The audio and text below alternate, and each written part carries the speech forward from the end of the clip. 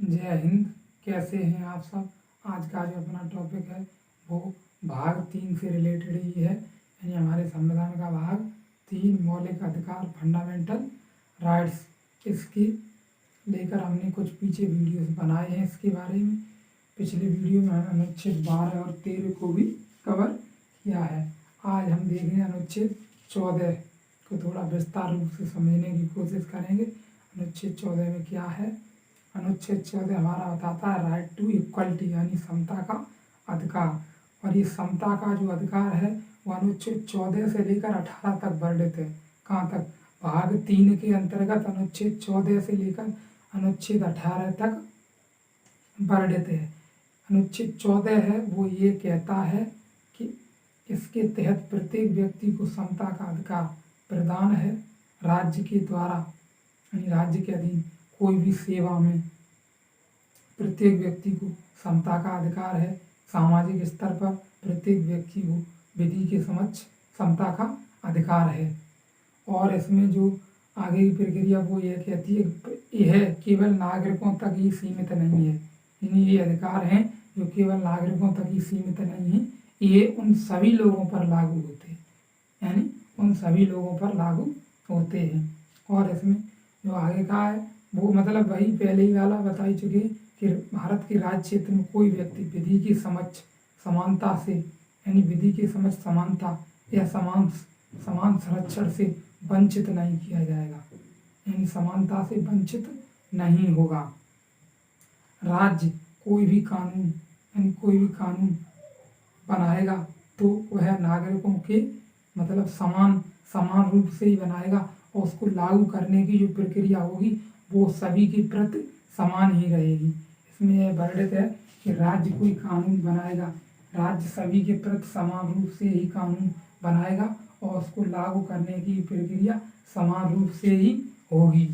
यानी जो विधि है यहाँ पे विधि से तात्पर्य यह है कि समान परिस्थितियों में समानता का व्यवहार किया जाएगा, यानी परिस्थितियाँ समान होंगी तो उसमें समानता का व्यवहार किया जाएगा सभी के साथ। और इसमें कुछ अपवाद भी हैं। ये अनुच्छेद हमारा 14 है, इसमें कुछ अपवाद हैं जैसे राष्ट्रपति हो गया, राज्यपाल हो गए। राष्ट्रपति राज्यपाल यानी विदेशी राजनायक यानी जो हमारे दूत होते हैं, विदेशी दूत बोलते हैं हमने। और मतलब इनमें उच्चतम न्यायालय यानी हाई कोर्ट और सुप्रीम कोर्ट के न्यायाधीश हो गए, यानी हमारा विधानमंडल हो गया, हमारी संसद हो गई। इनको कुछ प्रमुख अधिकार दिए गए, यानी कुछ विशेष अधिकार दिए गए। लेकिन इसके बावजूद भी राष्ट्रपति और राज्यपालों पर सिविल मुकदमे चलाए जा सकते हैं। यानी हमारी संसद हो गई, हमारा विधानमंडल हो गया, हमारे राष्ट्रपति हो गए, हमारे राज्यपाल हो गए, हमारे हाई कोर्ट और सुप्रीम कोर्ट के न्यायाधीश सभी न्यायाधीश हो गए एवं हमारे राज्य न्यायिक हो गए हमारे दूत। उनके बावजूद इनको कुछ प्रमुख अधिकार दिए गए हैं। लेकिन इसके बावजूद हमारे जो राष्ट्रपति और राज्यपालों पर सिविल मुकदमे चलाए जा सकते हैं। सिविल मुकदमे चलाए जाते हैं, यानी फौजदारी का कोई मुकदमा नहीं चलाया जा सकता। लेकिन इन पर कोई कर से रिलेटेड जैसे कोई पैसे से रिलेटेड कोई कर निर्धारण या अन्य किसी भी प्रकार की कोई बात इन पर किया जा सकता है।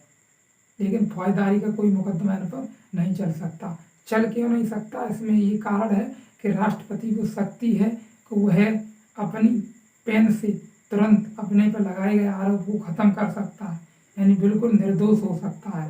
राष्ट्रपति अभी किसी का मर्डर कर दे तो भी उसको मतलब अपने पेन से अपने अंदर में अधिकार है, उसको शक्ति प्रदान है कि वह निर्दोष हो सकता है, वह खत्म कर देगा बिल्कुल।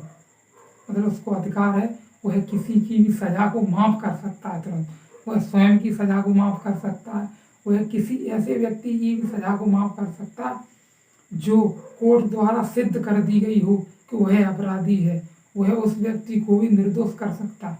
कौन कर सकता है? हमारे राष्ट्रपति, हमारे देश के राष्ट्रपति। यह उनको शक्ति प्रदान है। इसलिए उनके पद पर रहने के वक्त यानी जब तक वो पद पर आसीन हैं 5 साल तक, तब तक उन पर कोई मुकदमा फौजदारी का नहीं चलाया जा सकता, क्योंकि वो तैयार है उन पर मुकदमा चलेगा, वो तुरंत अपनी सजा को माफ़ कर लेंगे।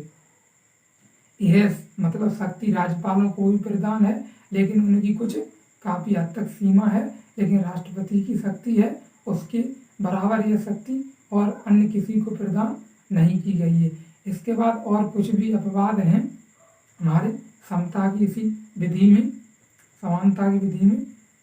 वो अपवाद ये हैं, जैसे आय हो गया, आयु लिंग एवं मतलब भौगोलिक क्षेत्रीय एवं कर निर्धारण प्रक्रिया, कर में व्यक्ति के बीच भेद हो सकता है, अलग कानून हो सकता है।